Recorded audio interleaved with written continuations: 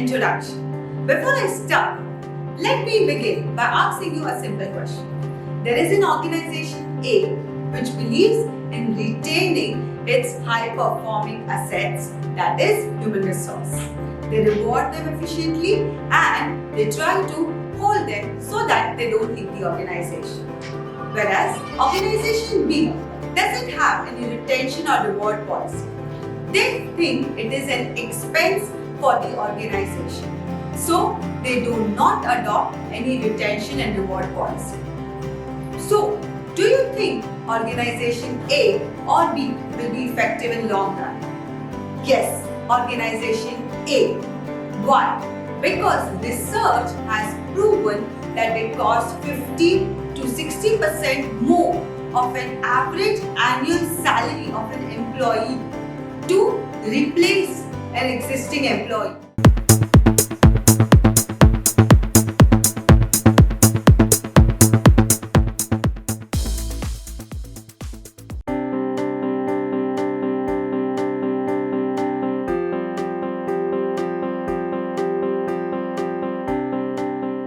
Always treat your employees as the way you want them to treat your best customers. Very true. And this is what we'll be discussing in our second chapter, Strategies for Retention of Employees.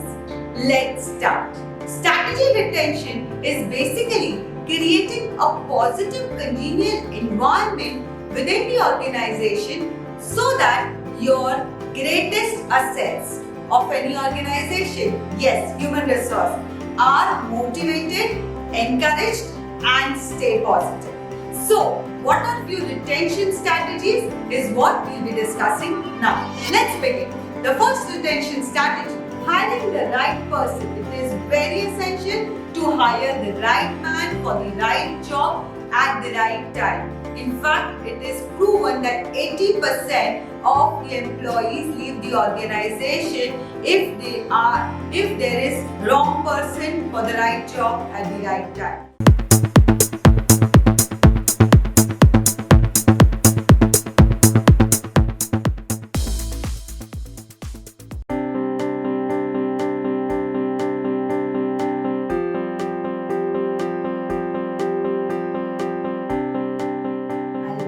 With my third chapter, which explains the advantages and few disadvantages of having a retention program.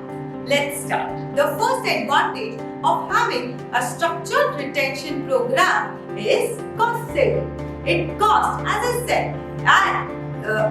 said, it costs around 50 to 60% more of an employee's average salary to replace and train a new employee than to retain an existing one. Actually, it can cost an organization of around 90 to 200% of an average annual employee's salary in long term for replacing an existing customer.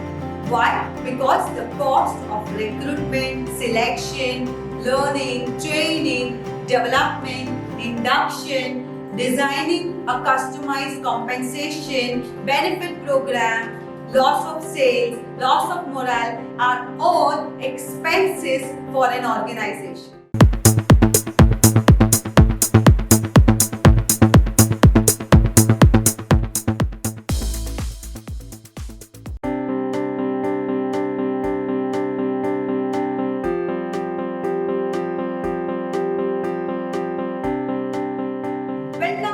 Chapter number 4, where I'll be discussing what are the top factors that helps in employee retention and how to develop an effective retention program.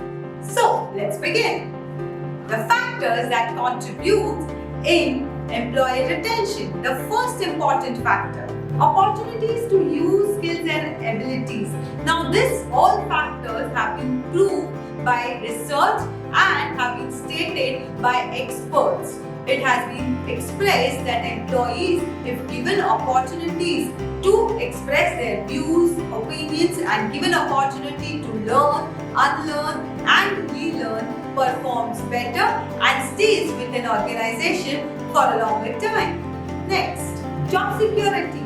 Job security. Do you ever want to work for the organization where you don't know they'll keep you next week or not? Not many of us.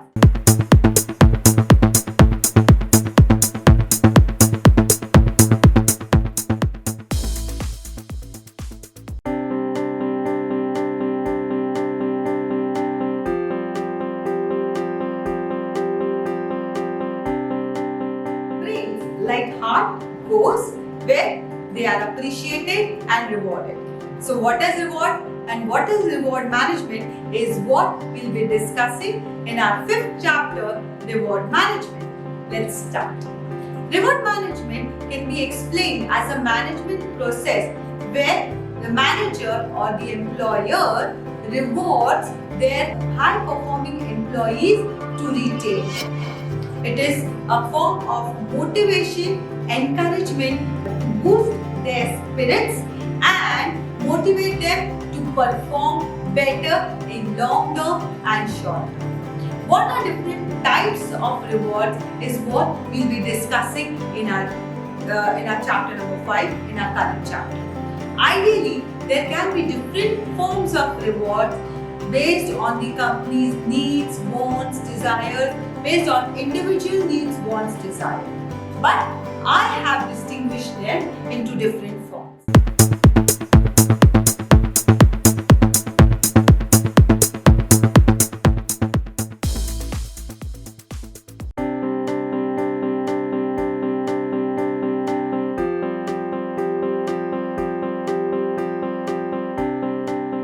Recognition is not a scarce resource. You can never run out of it or overuse it. So, what are different ways to design or for designing an effective reward management program is what we'll be discussing in our last chapter. Let's start. The first way, involve all employees. It is very essential to involve all employees. If not all, at least involve a spokesperson or an individual from each department, each group or each function where they can share their ideas about how to motivate them or what factors will motivate them, and then you can design an appropriate reward strategy. Reward teamwork and cooperation. Individual rewards matters. As I said, individuals win matches, but teamwork wins championship. So recognize individual collaborations so that it boosts team spirits within the department, within the organization.